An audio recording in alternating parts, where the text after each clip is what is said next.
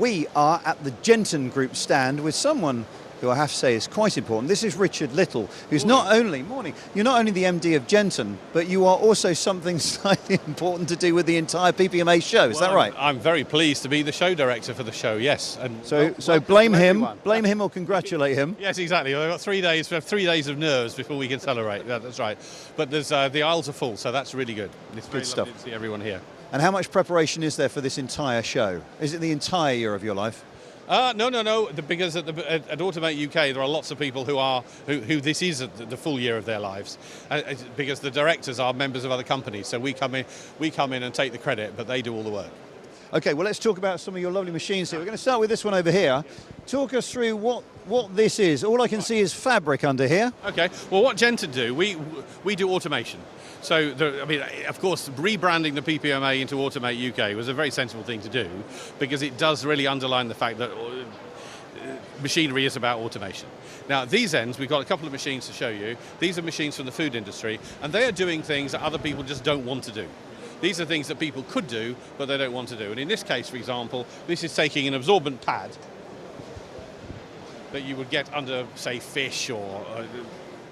I've seen those things under mistake. Yes. I have to peel. I assume I have to peel them off before I cook them, but sometimes they accidentally get attached to the pan. Yeah, something like this. Yeah, you do want to get it. You don't want to swallow that. I'm not a great cook. Yeah, but what happens is there are various machines. There are top seal machines. There are tray sealers and various other bits and pieces. The trays are coming along the line, and nobody wants to sit there all day just putting the trays in. So we've made a machine that will do it for you. And this is a very simple, if you look under there, this is a pick and place machine. This takes the pads and puts them down into the tray. And you were saying that cutting these pads is something that you can't now do in the way you used to be able to? When we first did these machines back in the 80s, it was picking and placing cut pads like this. Then we went through a phase of cutting pads from a roll, but you're not allowed to do that anymore because of paper dust and things like that. So now what happens is we're back to the cut pads again. Okay, let's move on to this. This machine here is loaded with cheese, as if there wasn't enough by getting me involved. Right. This machine, again, is doing something that people could do. You could have someone sitting at the end of a packaging machine arranging packs. What happens is that there are an awful lot of thermoforming type packs where, because of the nature of the fact you have to heat the plastic up, it's more efficient to do quite a few packs at the same time. So the machine will spit out a number of packs at the same time, but all the other processes down the line, the inspection processes like the metal detection, the weigh price labeling and so on, they need packs one at a time. So what we've done is that a machine like this, if I demonstrate it here, will take packs, and it simply, rather like a mechanical funnel, lets them go one by one and feeds them down the line. I like the way we have an assistant to catch them at the moment. I'm assuming that doesn't happen in the real factory and there's something else. Normally there's an entire production line here doing all sorts of clever things, but which you could create around the show with all the other machines that are here. So literally this is just, as you say, funneling things down, taking them from three wide into one wide. This is really the sort of the bottom end of automation. This is doing basic stuff, repetitive stuff all day, all night that nobody actually wants to do. Okay. But then if I may, I'll take you over to show you something we're doing which is at the other end of the scale, something that people absolutely can't Not do. the other end of the show, I hope. No, it's literally just Walk over with here. us, walk with us. Okay, so if you're going to Jenton, there's one over there, and then there's another one over here with, I have to say, a gentleman with a jacket that I want. This is Russ. Hi, Russ. Hi. Where'd you get the jacket, or should we talk no, about that's a the trade machine? secret. Okay, fair enough. Well, in fact, your shoes are pretty good as well. Well, you know, I try. You try. They're from Amsterdam. Double that. Okay, what have we got here? Right, so what we're doing here, we're demonstrating the technology that we have to verify the seal and the labels on food packs. Okay. And that may not seem a big issue to most people, but it's huge, because food waste reduction is something that we should all be working towards. And the second biggest reason for food being recalled prior to reaching the consumer is that the labelling's wrong. And so how might the labelling be wrong, and why might the labelling be wrong? So, on a pack, there's a huge amount of information. There's firstly the title of what it is. It's got a product name. Now, that can be wrong. So if you're a sausage factory and you may make, I don't know, a dozen different types, and are these the ones with pork, or are they with chicken, or whatever? So fundamentally, that can be wrong. But then it's the detail. It's things like the use-by date. It's the country of origin. And as we move towards 2027 with the GS1 digital link code, there's a huge amount of data in that barcode, and it has to be right. And if anything is wrong on this pack, that'll be recalled and it'll be scrapped. And there's new legislation coming in next year, isn't there, about the declaration of waste? So we're talking about CSRD, the Corporate Sustainability Reporting Directive. And that is that all businesses over a certain size are going to have to publicly report their waste.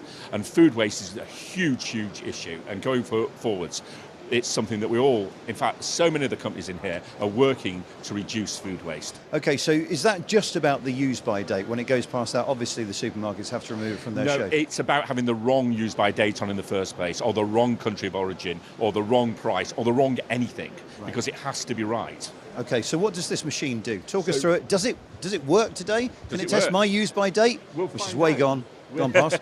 Yeah. Well, I'm not going to put you through it, but so we have a pack here. In fact, let's put a good pack through first, hopefully. If I put this pack through here, hopefully, put it through in upside down, I think. Let's try this one. So it's looked at this and it's checked every single item on this pack. So it's checked the barcode, it's checked the weight, it's checked the product title, it's checked everything. And what is it comparing it to? How does it know it's right? Right, so data is everything in this game. So what we would have in the factory, we would have a SQL server that knows everything about what you're trying to make. So we'll know everything about the materials going in, the allergens, the history, if it's food, the slaughter dates, everything. So we actually do an awful lot of computation and determine what this data should be. Okay, and so it compares it against it, and is it doing that just with optical recognition? It's reading. Yes, it's reading the text. text. It's a combination of traditional optical engineering and AI now, and the AI has made a huge difference. So you can see on this screen here, we're actually looking for particulates in the seal. So we're now not just talking about the text on the label. We're looking at problems with the actual packaging. We're looking at the whole pack, because what we're trying to do is make every pack a perfect pack. Okay, so there's two things going on. So the text, and I can kind of understand that, and I guess you're comparing the QR code with everything that's on the text as well. Exactly, yes. But I can understand how AI gets to know what an imperfect piece of packaging looks like. So what we do is we train it on good packs, and if it's not a good pack, by inference, it's a bad pack. Whereas traditionally, we would have to teach it every single thing that a bad pack could be. And if we taught it 1,000 things, there'd be 1,001. So it was a never ending. But with AI and the ability for the machine to learn, is just a huge, huge step forward. That is true. That's when we use AI and machine learning, isn't it? When we can't tell it every single possibility, so we just give it loads and loads of examples. And for example, if we're looking at chickens, every chicken is different, you know. So how do you teach a good chicken or a bad chicken? You know, so AI is really, really helping us in this industry. A good chicken is a good chicken. Every chicken is different. Yeah, every chicken is different. Yeah. Yes, indeed. Yeah. Okay. Anything else that you want to tell us about this setup here? Before we leave you with, I might walk off with that good pack of basmati rice. I need some lunch later. Do you? Yeah. I want to have that. Yeah. So other things that we're doing with AI, and this is a simulation because it's not good to have a slab of raw meat on your exhibition stand, but what we're looking for things which shouldn't be there. And typically in the food industry, that will be blue and plastic.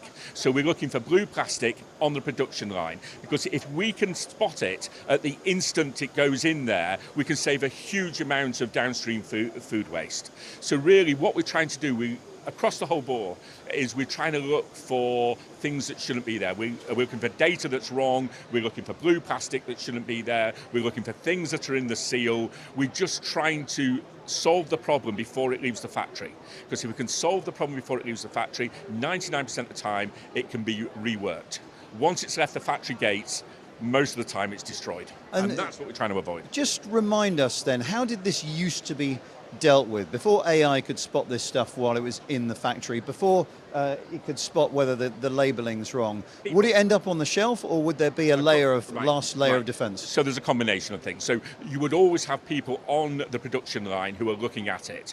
But with the best will in the world, if you're running 140 packs every minute, you can't spot everything. You simply can't do that for 8 hours, and you'll miss things. People will distract you, you look away, something's gone past. So it was a combination of people on the line and then in the supermarket itself or in the distribution centre. So it was entirely a human thing to solve. Can you give us any numbers on how fast these things can run? We can run faster than any production line that we've seen. I mean, we can do 200 packs a minute.